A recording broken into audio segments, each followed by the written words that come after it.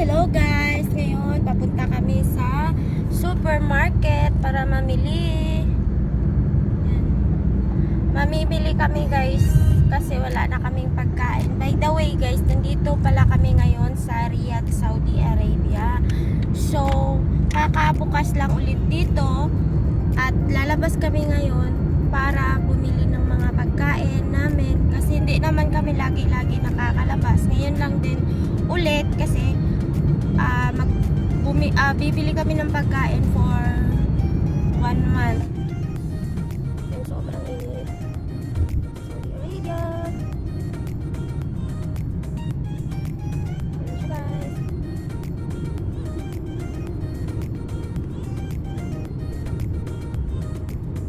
Seryoso ang aking taga-maneho.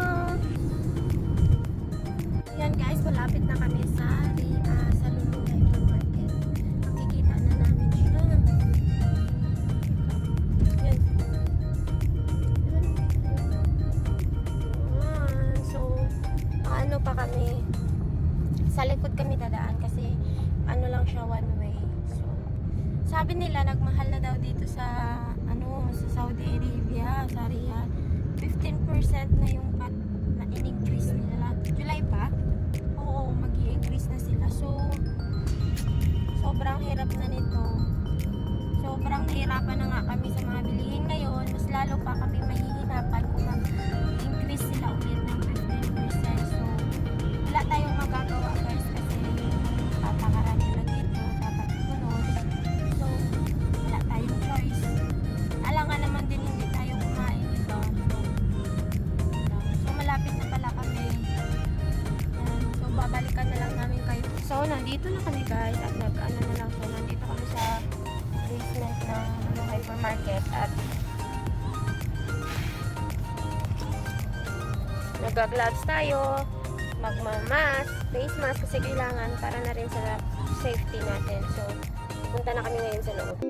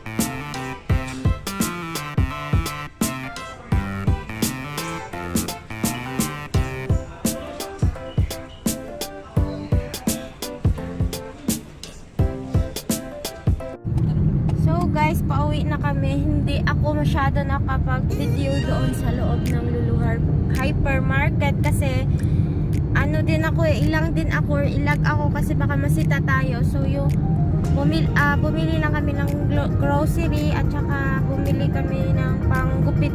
Binili ko na lang ng panggupit si boss kasi nga ako na lang magugupit sa kanya. Magagamit din naman ng mga bata pag uwi namin doon. So, titignan natin siya mamaya kung may time ako kasi papasok na rin ako sa trabaho ngayon. So, kung nakikita nyo, naka-mask tapos siya, naka-gloves pa. Tinanggal ko na yung gloves ko, nag-alcohol na lang ako. So, guys, see you sa bahay kasi nga pauwi na kami kasi nga tapos na kami mamili. So,